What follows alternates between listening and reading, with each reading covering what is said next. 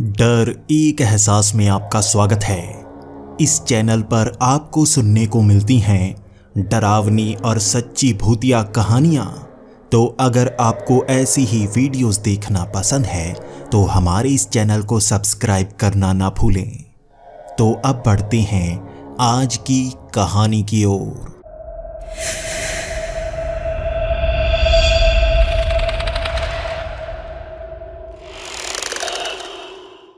Hello दोस्तों, मेरा नाम रॉजर विलियम्स है और मैं अमेरिका में रहता हूँ। मैं यहाँ में यूएस आर्मी में रिटायर्ड ऑफिसर हूँ और आज मैं आपको एक ऐसी कहानी सुनाना चाहता हूँ जिसे आम लोग झूठ ही मानेंगे। कोई इस पर यकीन नहीं करेगा। ये बात है 1973 की। उस समय मैं यूएस आर्मी में कैप्टन हुआ करता था और युद्ध चल रहा था वियतनाम का। साउथ के ज़्यादातर हिस्से में यूएस आर्मी फैली हुई थी और हमारा युद्ध नॉर्थन पार्ट में चल रहा था। नॉर्थ वियतनाम में कई विद्रोही दल हमारे खिलाफ लड़ाई लड़ रहे थे और हम उन्हें हरा नहीं पा रहे थे। ये साल था जब बड़े हिस्से पर कब्जा करने की कोशिश की जा रही थी और मुझे यहाँ पर मोर्चा संभालना था। एक ऐसा हिस्सा जहाँ पर बड़ा बेस बना हुआ था, वहाँ पर मिशन मुझे सौंपा गया था। मुझसे पहले भी एक टुकड़ी वहां पर जा चुकी थी और मेरी बारी दूसरे नंबर पर थी। मुझे पहली टुकड़ी से कांटेक्ट भी बनाना था, उन्हें बचाकर भी लाना था और उस हिस्से पर कब्जा भी करना था। वियतनाम के इन जंगलों में गोरिल्ला वारफेयर चल रहा था और छिप छिप कर कई लोग बाहर आते और हम पर हमला कर देते। हमें जंगल के बिल्कुल एक तरफ उतारा जाना था और हमें चलकर दूसरी तरफ का रास्ता पार करना था। उस बेस पर पूरी तरह से कब्जा करना था जिसे रहस्यमय बेस कहा जा रहा था। उसकी ना तो कोई जानकारी हमें मिल पा रही थी और सैटेलाइट इमेजिंग में भी वहां कुछ नजर नहीं आ रहा था। किसी को समझ नहीं आ रही थी कि ऐसे बेस पर किसने कब्जा कर रखा है। वियतनाम की सरकार को भी इसके बारे में ज़्यादा पता नहीं था, लेकिन हमें ये चीज़ लग रही थी कि वियतनाम सरकार छिपकर यहाँ पर कोई सीक्रेट बेस बनाकर रखे हुए है जिसके ज़रिए वो हम पर हमले कर रही है। यही सोच थी यूनाइटेड स्टेट्स आर्मी की उस बेस पर कब्जा करने के लिए और हमें हेलीकॉप्टर्स में भर लिया गया। हमारी टुकड़ी 100 जवानों की थी और मैं उसका कैप्टन था। मुझे उसका भार संभाला गया था और हमें जंगल के एक तरफ छोड़ा जाना था। चलकर हमें लगभग 15 किलोमीटर का सफ़र तय करना था और उस बेस पर कब्जा करना था। यहाँ रास्ते में कई गांव आते।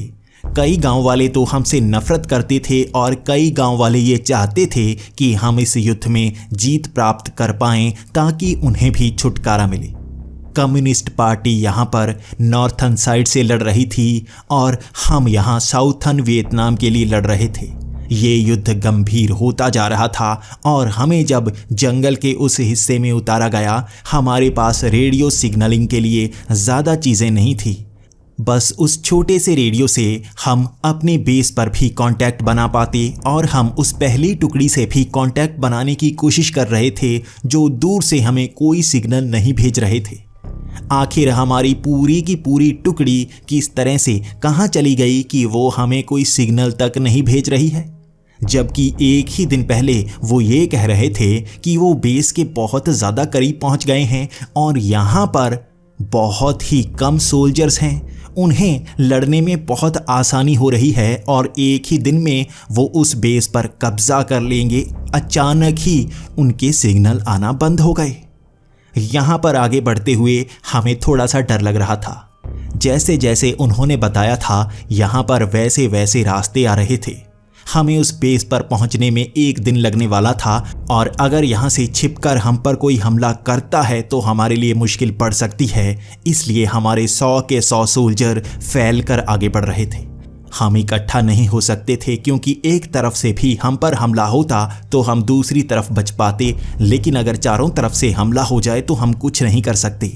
हमारी रफ्तार बहुत धीमी थी क्योंकि हमें जांच करते हुए आगे बढ़ना था। यहाँ पर माइंस बिछाई हुई हो सकती हैं, लेकिन सामने वाली कोई भी चीज़ हमें खतरनाक नहीं लग रही थी जैसा पहली टुकड़ी ने कहा था।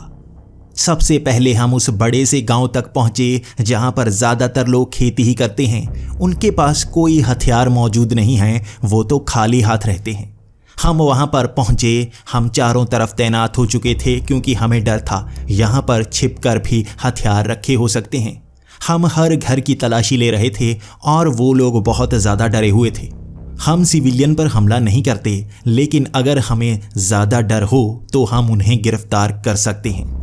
यहाँ पर हमें कोई ऐसी चीज़ नहीं मिली जिससे हम डरें। यहाँ पर हालात बिल्कुल सही थे और हम उन लोगों से गाइडेंस लेने लगे कि वो बेस है किस तरफ। उनका कहना था कि वो बेस इस जंगल के साउथर्न साइड में बिल्कुल सीधे आगे बढ़कर है, लेकिन वहाँ तक जाना बहुत मुश्किल होता है। अब यहाँ पर शाम हो चुकी थी और सबने ये प्लान बनाया कि यहाँ पर रुकते हैं। कल सुबह अगले गांव के लिए निकलेंगे और उस नदी को पार करने के बाद बेस हमारे काफ़ी करीब आ जाएगा। वैसे भी यहाँ पर रुकने में भी ज़्यादा खतरा नहीं है, घर बने हुए हैं, वहाँ पर हम छिप भी सकते हैं। हम पर यहाँ रात को हमला भी हो सकता है, इसलिए रात की ड्यूटी आधे लोगों की लगानी होगी। यहाँ पर आधे लोग रात के समय यहाँ मौजूद रहने वाले थे और बाकियों की ड्यूटी सुबह के वक्त लगने वाली थी। ये पहली रात थी और ये रात बड़ी अजीब सी निकली। पूरी रात जैसे किसी के चलने की आवाज़ें आती रहीं। घरों के आसपास ऐसा महसूस हो रहा था जैसे लोग चल रहे हों, और मैं जब भी बाहर निकलकर देखता तो सोल्जर वहाँ पर घूम रहे होते। मैं उन पर गुस्सा होता कि तुम्हारी ड्यूटी तो नहीं लगी है, तुम यहाँ पर क्यों घूम रहे हो? जबकि कई जिनकी ड्यूटी बाहर लगी हुई थी वो भी यहाँ पर घूम रहे थे, और ये मेरे लिए गुस्से वाली बात थी। मैं बार बार चिल्लाता जा रहा था और वहाँ के हालात भी अजीब से लग रहे थे, जैसे उन्हें सब कुछ भूल गया हो। वो तो मुझसे पूछ रहे थे कि मेरी ड्यूटी कहाँ है।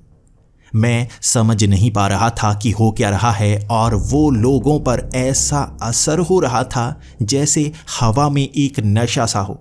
मुझे भी बहुत ही जल्दी नींद आने लगी थी और मैं उस रात ज़्यादा जाग नहीं पाया और सुबह मेरी नींद खुली। मैं कैप्टन था इसलिए मेरी बाहर ड्यूटी नहीं थी, लेकिन फिर भी मुझे रात को चौकन्ना रहना चाहिए था। नींद इतनी तेज़ आई, मुझे कुछ समझ में नहीं आया, और जब मैं सुबह उठा मुझे एक बुरी खबर सुनने को मिली। रात को गोलियां तक चली थी इस जंगल के बिल्कुल बाहर की तरफ। मैं वहां जाना चाहता था और जानना चाहता था गोलियां किन्होंने चलाई हैं। जिन सोल्जर्स की ड्यूटी उस तरफ लगी थी वहां 10 लाशें मिली थी। 10 के 10 सोल्जर जो वहां पर तैनात थे वो मारे जा चुके थे, और हमें ये निरीक्षण करना था किसने उन पर हमला किया।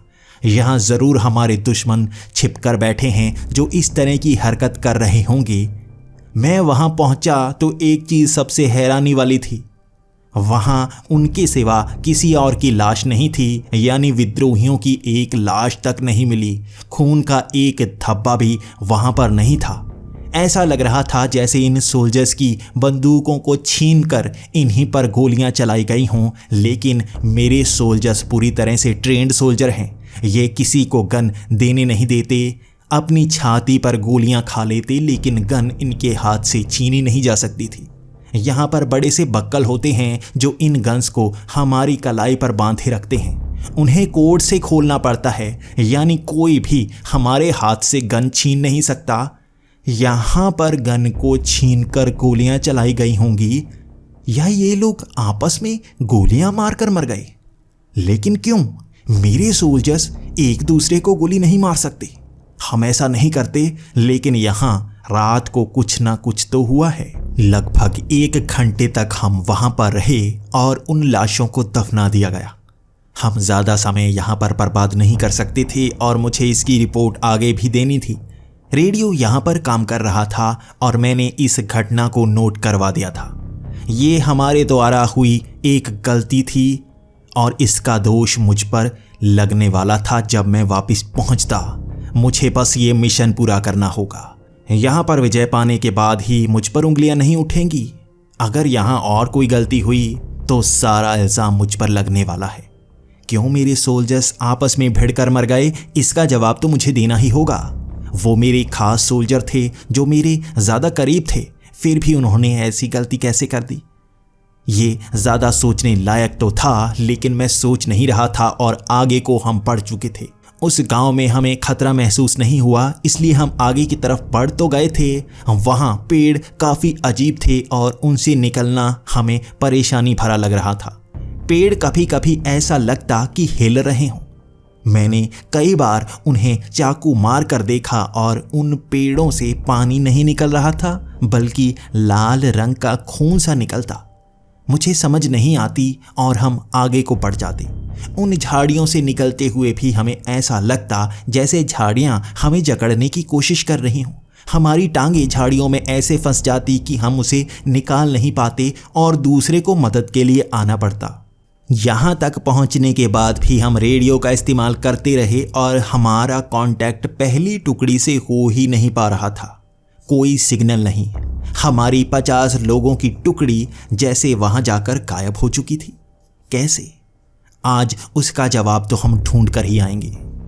काफ़ी आगे चलने के बाद हमारे सोल्जर्स में एक तरफ जैसे भगदड़ सी मच गई और मैं जानता था यहाँ हम पर हमला हो सकता है।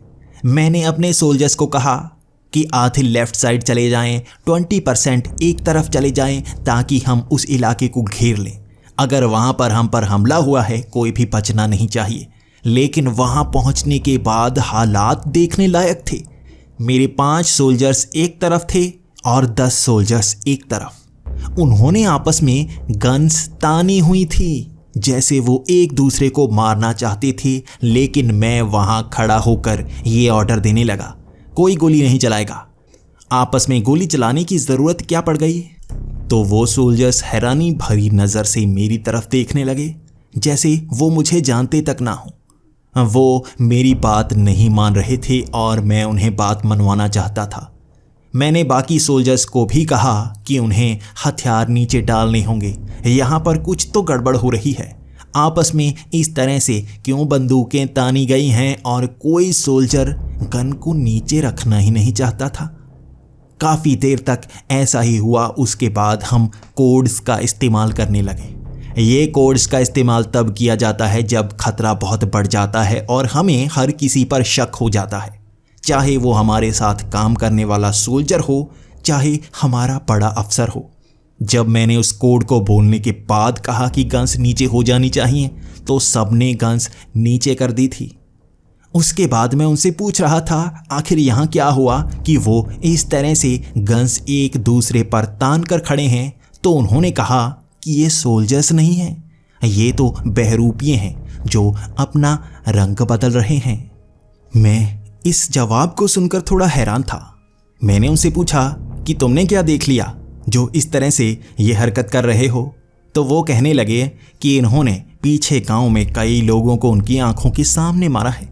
वो इस तरफ से आ रहे थे और गांव के लोग यहाँ पर फल तोड़ने आए हुए थे। इन्होंने गोलियों से भूनकर उनको मार दिया। मैं थोड़ा गुस्से था और उन 5 लोगों से पूछने लगा कि उन्होंने ऐसा क्यों किया, लेकिन उनके जवाब और भी अजीब थे। उन्होंने कहा कि उन्होंने कोई गोली चलाई तक नहीं, बल्कि इन 10 लोगों ने गांव के लोगों पर गोली चलाई है, उन्हें मारा है। दोनों तरफ से इल्ज़ाम लग रहे थे और झूठ कौन बोल रहा है इसका पता मुझे नहीं लग रहा था। कोई तो झूठ बोल रहा है, तो मैं उन लाशों को देखना चाहता था जो वहां पर मरे हैं। वो पहले तो मान नहीं रहे थे और उनका कहना था कि इन्हें गिरफ्तार करना चाहिए, ये हम पर हमला करवा सकते हैं या दुश्मनों से मिले हुए हो सकते हैं। मैंने हर किसी को नज़र में रखते हुए आगे बढ़ने का आदेश दिया और मैं वहां जाकर खुद देखना चाहता था किन लोगों की मौत हुई है और क्या सच में इन्होंने उसे मारा है। हमारे हर सोल्जर के पास ऐसी गन होती है जिससे निकलने वाली गोलियों के नंबर नोट कर सकते हैं। वहाँ लोगों पर कौन सी गोलियां चलाई गई हैं उन्हें देखकर ही पता लगा सकते हैं गोली किसने चलाई है। सब कुछ साफ हो जाएगा। लेकिन जब हम वहाँ पर पहुँचे तो हालात बदले हुए थे। किसी की लाश हमें नहीं मिली। हर तरफ सन्नाटा सा छा गया था। वहाँ कोई लाश नहीं मिली और वो कह रहे थे कि लाशों को उनमें से किसी ने हटाया भी नहीं। वो तो लड़ते हुए आगे की तरफ बढ़ गए थे। तो यहाँ पर से लाशें गायब कैसे हो गई, इसका जवाब कोई नहीं दे पाया। ना तो वो 5 सोल्जर और ना ही दूसरी तरफ वाले वो 10 सोल्जर। मैं भी हैरान था, अगर किसी ने उन लोगों को मारा है तो उनकी लाशें तो मिलनी चाहिए। लाशें ही नहीं हैं, इसका मतलब हमारे सिवा भी यहाँ पर लोग मौजूद हैं जो उन्हें उठा कर ले गए हों, या कोई सच में मरा ही नहीं। इन्हें एक ऐसा भ्रम हुआ जिसका निवारण नहीं किया जा सकता था। ये चीज़ देखने के बाद वो भी आपस में बात करने लगे थे। वो एक दूसरे को बताने लगे थे कि तुमने यहाँ पर गोली चलाई थी और वहाँ पर गोली का कोई निशान नहीं था, जबकि उनका कहना था कि तुमने यहाँ पर गोली चलाई है और वहाँ पर भी गोली का कोई निशान नहीं। उनकी बंदूकों को चेक किया गया, गोली तो एक भी नहीं चली थी। यहाँ अगर गोली चली ही नहीं, इसका मतलब उन्हें एक ऐसा भ्रम हुआ था या उनको झूठ दिखाया गया था। क्या हुआ था यहाँ? हम अब ज़्यादा सोच नहीं सकते थे क्योंकि समय बीता जा रहा था और इसने भी हमारा समय बर्बाद कर दिया था। हमारे कदम आगे को बढ़ने लगे और मेरी नज़र उन पर थी। उसके बाद भी हमें परेशानियां आती गई। मेरे सोल्जर्स यहाँ आकर आपस में लड़ते जा रहे थे। कई सोल्जर्स को बार बार हटाना पड़ता, वो आपस में भिड़ जाते, कभी कभी चाकू निकाल लेते और एक दूसरे को गोदने की कोशिश करते। समझ से बाहर हो रहा था सब कुछ। जैसे उनको भ्रम हो रहा था कि दूसरा कुछ कर रहा है, जबकि कईयों को भ्रम होता कि उनकी शक्लें बदल रही हैं। हम अगले गांव तक पहुंच गए थे और जब हमने अपने सोल्जर्स की काउंटिंग की तो सब हैरान हो चुके थे। 70 सोल्जर पहुंचे थे उस गांव तक। 20 कहाँ गए किसी को पता ही नहीं लगा। उनके बीच से जैसे वो गायब हो गए।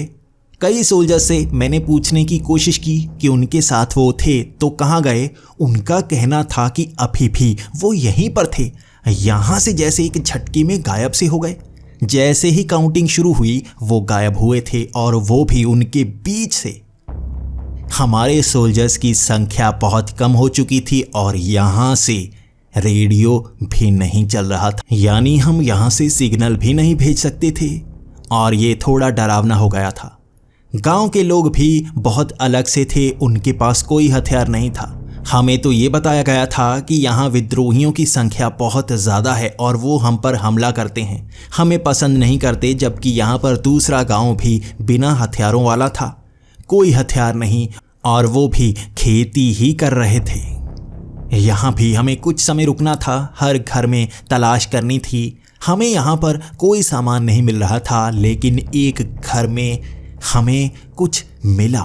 हमें पहली टुकड़ी का रेडियो मिला और हम उसके बाद और ज़्यादा चौकन्ने हो गए। हम उन गांव वालों से सख्ती से बात करने लगे क्योंकि उनके पास वो रेडियो मिला था तो वो जानते होंगे, लेकिन उनके पास जैसे कोई जवाब था ही नहीं और हमें उनको कैद करना ही होगा। उन्हें भी आगे लेकर जाना होगा क्योंकि हमें शक है पीछे से वो हमला कर सकते हैं या किसी को बता सकते हैं। 15 लोग थे वो और उन्हें बंदी बना लिया गया था। वो हमारे साथ चलने लगे थे।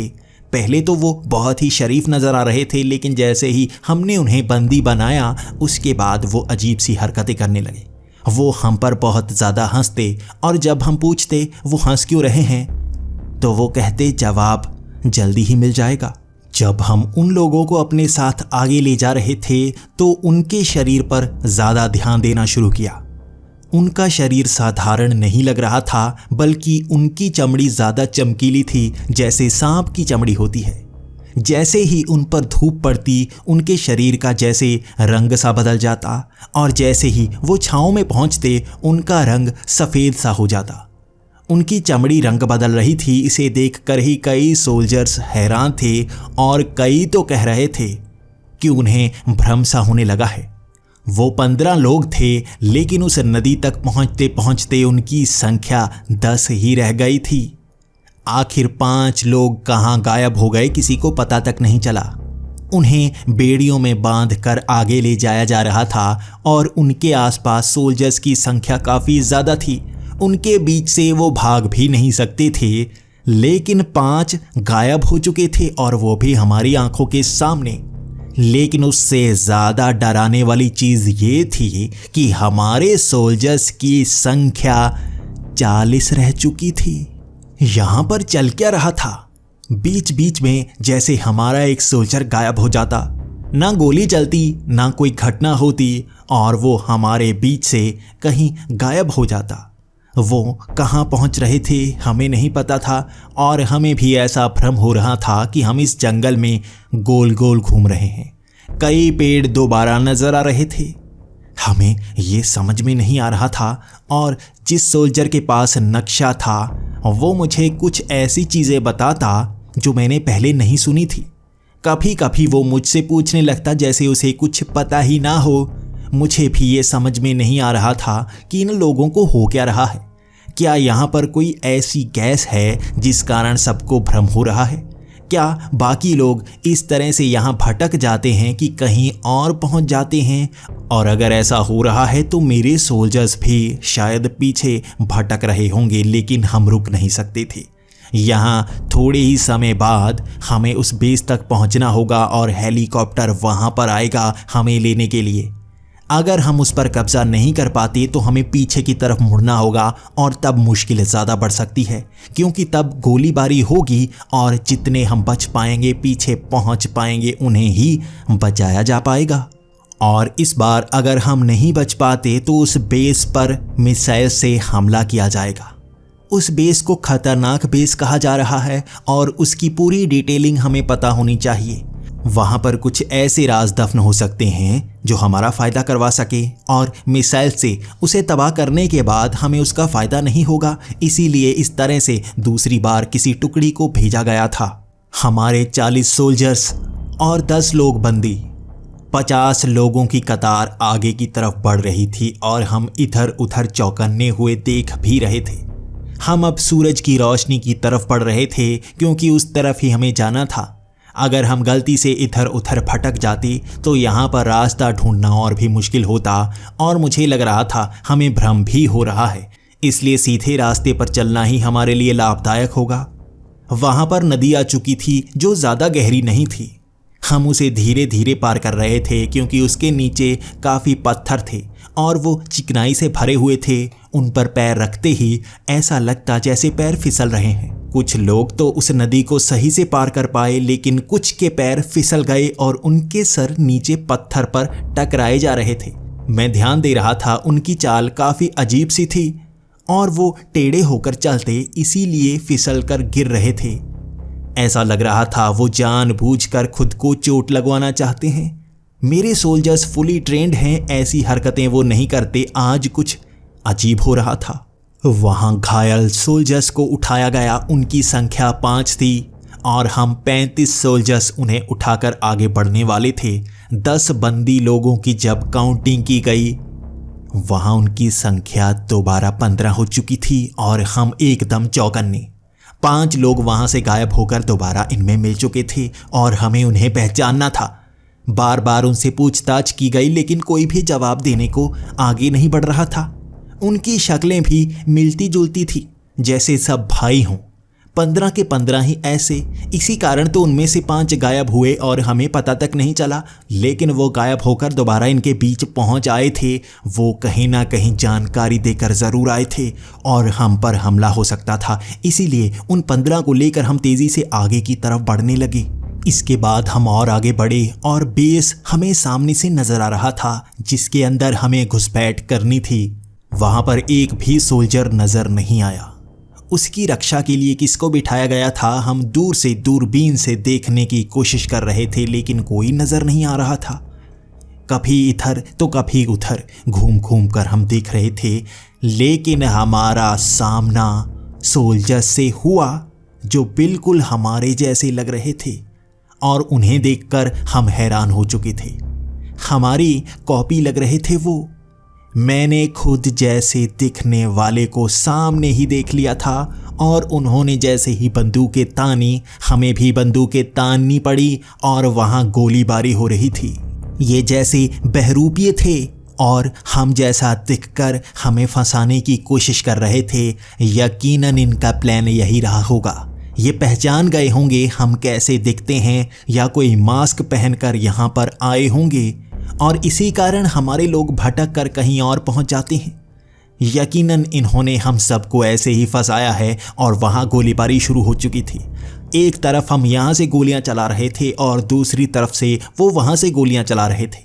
वहाँ छिपने के लिए पूरी जगह बनाई गई थी, लेकिन हमारे पास सिर्फ पेड़ थे, इसीलिए हमारे सोल्जर्स को काफ़ी गोलियां लगी। हमारे पास काफ़ी आधुनिक हथियार थे और उनके पास भी हमारे जैसे हथियार ज़रूर थे। हमारी टेक्निक ज़्यादा अच्छी थी और मेरी कमांड्स ने काफ़ी अच्छा काम किया।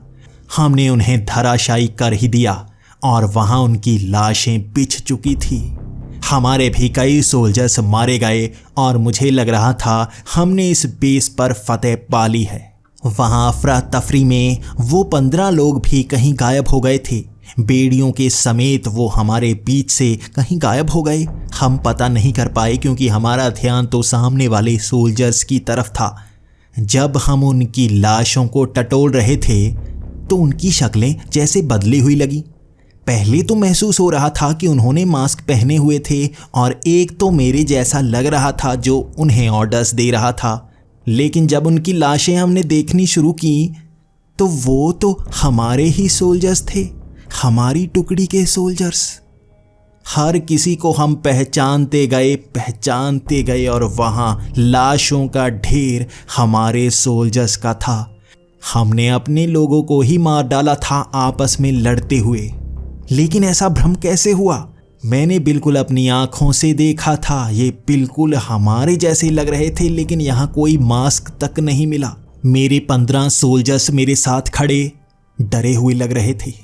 भले ही बेस हमारे सामने था, लेकिन यहाँ कुछ तो ऐसा हो रहा है जो हमारी समझ से बाहर है। बंदूकों को तानते हुए हमने उस गेट को खोला और अंदर जैसे बहुत सारी बेलें चढ़ी हुई थी। ऐसा लग रहा था इस बेस का इस्तेमाल कोई नहीं करता, लेकिन छिपे हुए बेस ऐसे ही तो होते हैं। वहाँ पर ज़रूर हमें कई सोल्जर्स मिलेंगे, लेकिन वहाँ कई दरवाजे थे, हमें कई जगह पर चेक करना होगा।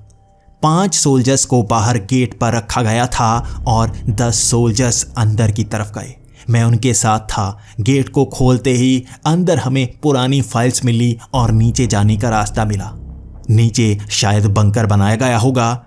हम बड़ी मुस्तैदी से नीचे की तरफ जा रहे थे और ऊपर गोलियों की आवाज़ सुनाई थी। हम भागते हुए ऊपर पहुंचे। ज़रूर बाहर से सोल्जर्स आ गए होंगे और ऊपर हमारे 5 लोगों की लाशें पड़ी थी। काफ़ी हैरानी वाली बात, वहाँ और कोई नज़र नहीं आया। डरे हुए हम उस गेट के आसपास झांकते रहे, हमें कोई नज़र नहीं आया और हम 10 लोग बचे थे। यहाँ से भी रेडियो सिग्नल नहीं जा रहा था, लेकिन ऊपर बड़ा सा टावर लगा हुआ था। अगर उससे कनेक्टिविटी की जाती तो दूर तक सिग्नल भेजा जा सकता था और मैं सिग्नल भेजना चाहता था। हमें बचाया जाए, नीचे यहाँ आर्मी भेजी जाए। यहाँ तो कोई भी नहीं है। अगर आर्मी यहीं सीधा उतर आए तो हम यहाँ पर कब्जा कर सकते हैं बड़ी ही आसानी से। बस परेशानी ये छिपकर मारने वाले लोग हैं जो शायद मास्क पहनकर हमें भ्रम पैदा करवाते हैं या किसी गैस का इस्तेमाल कर रहे हैं। मेरे सोल्जर्स भ्रम में फंस जाते हैं। हमने अपने उन 5 मरे हुए सोल्जर्स को देखा तक नहीं, सीधा अंदर की तरफ घुसे हम। बाहर का गेट हमने लगा दिया था ताकि कोई अंदर ना घुस सके। बाहर के उस दरवाजे को बंद करते हुए हम नीचे बंकर की तरफ जाने लगे। वहाँ कई पैरों के निशान थे जो मिट्टी पर बने हुए थे। यहाँ कोई ना कोई आया ज़रूर था। नीचे की तरफ पड़ते हुए हमें दीवारों से कई चेहरे नज़र आना शुरू हो गए। दीवारों पर हम गोलियां चलाए जा रहे थे और सामने हमें भीड़ नज़र आई कुछ लोगों की। वो 15 लोग थे वैसे ही जिनको हमने कब्जे में लिया था। उन्हें हम गोलियों से भूनना चाहते थे, लेकिन जैसे ही गोलियां चलना शुरू हुई उन्हें एक भी गोली नहीं लग रही थी या उन्हें नुकसान हो ही नहीं रहा था। गोलियां चलाते रहे, हम चलाते रहे। 15 मिनट तक हमने गोलियों से उन्हें भून दिया, लेकिन उनकी मौत नहीं हो रही थी। वो घुटनों पर भी नहीं आ रहे थे। आगे बढ़कर जब उन्हें पकड़ने की कोशिश की गई तो वो जैसे दीवार में बदल गए थे। ये मूर्तियां थीं जो पत्थर की बनी हुई थी और उनमें गोलियों के निशान बन गए थे। पास पहुंचकर हमें ऐसा लगा ही नहीं कि वो असली इंसान हो। वो तो पत्थर के थे जो चमक नहीं रहे थे। हमने पीछे मुड़कर फिर से उन्हें देखा। अब वो इंसानों जैसे नहीं लग रहे थे। ये कैसा भ्रम हुआ हमारे साथ। वो मुस्कुराते हुए दिखे थे हमें, लेकिन अचानक वो पत्थर बन गए। हमारी इतनी गोलियां बर्बाद गई थी। लेकिन उससे भी बुरी बात कि हम बस 5 बचे थे। 5 सोल्जर्स की लाशें पीछे गिरी हुई मिली, जिन्हें किसी ने मार दिया और हमें पता तक नहीं चला। गोलियों की उस आवाज में क्या हुआ हम समझ तक नहीं पाए। लेकिन जैसे ही हम और आगे बढ़ने लगे, मेरे सोल्जर्स मेरी तरफ गन उठाकर खड़े हो चुके थे। वो मुझे मारना चाहते थे। मैं उन्हें कोड में बात करने लगा, लेकिन उनकी गन नीचे की तरफ नहीं हो रही थी। वो मुझे कहने लगे, यहाँ कुछ हो रहा है। मुझे आपकी शक्ल बदलती हुई लग रही है, जैसे आप बहरूपी हो। मैं उनसे कह रहा था, मैं बहरूपिया नहीं हूं, मैं कोड जानता हूं, तुम्हें कोड बता रहा हूं। तो वो कहने लगे, कोड की जरूरत नहीं है, हमारी आंखें धोखा नहीं दे सकती। लेकिन मेरे 2 सोल्जर्स वो मेरे सामने आ चुके थे। वो मुझे बचाना चाहते थे। वहां गोलीबारी हुई, मैं बच गया, लेकिन वो 4 सोल्जर्स मर चुके थे। वहां लाशों का ढेर लग गया और मैं अकेला जिंदा बचा था, जो ये जानता था यहां क्या हो रहा है। यहां आपस में गोलीबारी हुई और सब एक दूसरे को मारते गए, लेकिन क्यों, इसका जवाब मुझे चाहिए था। मैं आगे बढ़ने लगा। यहां पर मुझे जरूर मुश्किल होगी। अगर कुछ सोल्जर्स मेरे सामने आ गए तो मैं उनका मुकाबला नहीं कर पाऊंगा, लेकिन मैं जिंदा नहीं बचूंगा। अगर मैं उनका सामना ना कर पाया तो मैं मौत को कबूल कर लूंगा, लेकिन उनके हाथ नहीं लगूंगा। मैं कोई जानकारी उन्हें नहीं देना चाहूंगा। मैं बंकर में नीचे पहुंच गया और नीचे मेरी हैरानी बढ़ चुकी थी। मैं नीचे पहली टुकड़ी के कैप्टन को कुर्सी पर बैठा पा चुका था और वो लाश के रूप में था। उसके हाथ में बंदूक थी और उसने खुदकुशी की थी। अपनी ही गोली से खुद को मार दिया था। लेकिन क्यों? क्या वो पकड़ा जा चुका था इसीलिए उसने खुद को मार दिया था? लेकिन यहाँ पर बहुत सारी लाशें पड़ी थी और वो सब सोल्जर्स की थी। पहली टुकड़ी के 50 सोल्जर्स की लाशें यहाँ ढेर बनकर पड़ी थी, दीवारों पर टंगी हुई थी। और ये किसका काम हो सकता है मैं नहीं जानता था। मैं चिल्लाने लगा, कहाँ हो तुम? कैसे छिपकर मार रहे हो? क्या कर रहे हो? अगर मुझे मारना चाहती हो तो सामने आओ। मेरा इतना कहने के बाद वहां लोगों की भीड़ लगना शुरू हो गई। ये उस गांव के लोग लग रहे थे। हर कोई एक दूसरे का हमशक्ल, जैसे उनका एक ही चेहरा हो। एक चेहरे वाले वहां सैकड़ों लोग थे और मैं उन पर बंदूक ताने था। उनके हाथ में कुछ नहीं था। वो मुझ पर हमला करना चाहते भी तो हाथों से ही कर सकते थे। किसी गन को वो नहीं उठा रहे थे। नीचे बहुत सारी गन्स पड़ी थी। उसके बाद एक आदमी ने अपना रूप बदल लिया और मेरी आंखों के सामने उसने ऐसा किया। उसने कोई मास्क नहीं पहना था, उसके शरीर की बनावट ही बदल गई थी। वो मेरे जैसा दिखने लगा था। धीरे धीरे मैंने देखा हर कोई मेरे जैसा चेहरा बना रहा था। वहां सैकड़ों लोग बिल्कुल मेरे जैसे दिखने लगे थे और मैं उन पर बंदूक तान चुका था। मैं उनसे जवाब चाहता था, तुम क्या हो? आखिर तुमने मेरे सोल्जर्स को कैसे मारा? किस गैस का इस्तेमाल किया? क्या किया तुमने? तो उनमें से एक आगे आया और कहने लगा, हम किसी को नहीं मारते, हम बस खुद की रक्षा करते हैं। हम छलावे हैं और ये पूरा इलाका छलावों का है। यहाँ पर हर सरकार ने कब्जा करने की कोशिश की, लेकिन कोई जिंदा नहीं बचता। हम पर कोई राज नहीं कर सकता। तुम लोगों ने भी एक दूसरे को ही मारा। हमने बस भ्रम पैदा किया और तुम एक दूसरे को मारते रहे। हम किसी का भी चेहरा बना सकते हैं। वहां पर मैं तुम्हारा चेहरा बनाकर कई लोगों को भटका कर मार चुका हूं। मैंने ऑर्डर दिए और वो गोलियां चलाने लगे। हमने तुम्हें लड़वा लड़वा कर मारा और तुम अकेले बचे हो। तुम क्या करना चाहते हो? तुम खुद सोच लो। अगर तुम यहाँ पर कब्जा करना चाहते हो तो खुद को खुद ही मार लो। हम ऐसा नहीं करना चाहेंगे। मैं वहां से ऊपर की तरफ भागने लगा। मैं उनसे बचना चाहता था, लेकिन मेरे पास कोई जवाब नहीं था। वो बहरूपिये, उन पर मैं गोलियां चलाता, वो जैसे गायब हो जाते। कोई दीवार बन जाता तो कोई पेड़ बन जाता, कोई जैसे छोटी सी मशीन बन जाता। वो कैसे छलावे थे जो किसी भी रूप में आ रहे थे और उन पर गोलियां चलाने का कोई असर नहीं हो रहा था। वो ऐसा भ्रम पैदा कर रहे थे कि आंखों को झूठ दिखता। मैं गोली तो किसी और तरफ चलाता और वो कहीं और खड़े होते। यहाँ पूरा का पूरा माया जाल बनाया गया था जिसमें सोल्जर्स फंसते आ रहे थे और मुझे इस जानकारी को लोगों को बताना था, अपनी टीम को बताना था, यूएस आर्मी को बताना था। जो भी यहाँ आएगा ऐसे भ्रम में फंसता ही जाएगा। उनका युद्ध किसी सोल्जर से नहीं होगा बल्कि खुद से होगा। मैं ऊपर तक पहुंच गया था और उस टावर से मैंने कुछ ही सिग्नल भेजे कि मुझे बचाया जाए। लगभग आधे घंटे तक मैं वहां बचता रहा। वो हमला नहीं कर रहे थे लेकिन वो किसी भी रूप में आ रहे थे। कभी वो बहरूपिया बनकर आ जाते तो कभी किसी जानवर के रूप में, कभी वो एनिमी सोल्जर बनकर आ जाते, लेकिन मैं उन पर गोलियां चलाता रहता। मुझे डर लग रहा था किसी न किसी भ्रम में मैं फंस जाऊंगा। कभी कभी बिल्कुल दीवार के पास पहुंचकर मुझे एहसास होता कि आगे छत नहीं है, यहाँ छत दिखाई जा रही है और मैं हिलता तक नहीं। मुझे जब तक पूरा भरोसा नहीं होता मैं वहाँ पैर तक नहीं रखता।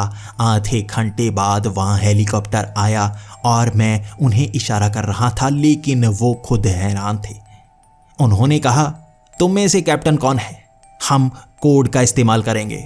वहाँ पर छलावों ने मेरा रूप ले लिया था और वो हेलीकॉप्टर का पायलट भी हैरान था। वो कहाँ उतरे? वहाँ भीड़ ही भीड़ लगी हुई थी, लेकिन एक तरफ से मैंने इशारा किया। ये इशारा और कोई नहीं जानता था, सिर्फ मैं ही जानता था। मैं बार बार इशारा करने लगा और पायलट की नज़र मुझ पर पड़ गई। उसके बाद उसने गोलियां चलानी शुरू की। हर तरफ, हर बहरूपिये पर गोली चलाई जा रही थी लेकिन वो गोली लगते ही गायब से हो जाती। मैं उसे कह रहा था, जल्दी नीचे उतरो, मैं ऊपर आना चाहता हूँ। उसने वो रस्सी फेंक दी थी जिस पर छलावे छलांगे लगा रहे थे। मैं तो उस रस्सी पर ऊपर चढ़ाया था। नीचे छलावों की भीड़ उस रस्सी को पकड़े हुए थी। हेलीकॉप्टर ऊपर की तरफ नहीं बढ़ पा रहा था। वो नीचे खींचते जा रहे थे और पायलट जानता था असली वाला कौन है। मैं था कैप्टन और कोई नहीं। नीचे जैसे रोने की आवाज़ें आ रही थी। कई बहरूपिये मेरे सोल्जर्स का चेहरा बना चुके थे। पायलट मुझे बार बार पूछ रहा था, बाकियों को कैसे लेके आएंगे? क्या वो भी आना चाहेंगे? मैंने उसे इशारा किया, सिर्फ मैं बचा हूं, यहां और कोई नहीं बचा। मैं उस हेलीकॉप्टर पर जैसे ही पहुंचा मैंने नीचे रस्सी काट दी थी।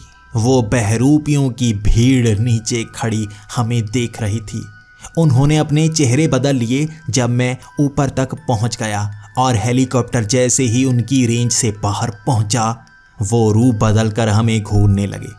हर किसी का चेहरा चमकीला था, उसके शरीर पर कोई कपड़े नहीं थे। वो जैसे अपने असली रूप में आ गए थे और वो बहुत घिनौने थे। यहाँ पर हजारों की संख्या में थे वो। उनको देखकर मैं सहर गया था। यहाँ जो हर पेड़ नजर आया था वो पेड़ नहीं, वो बहरूपिया था।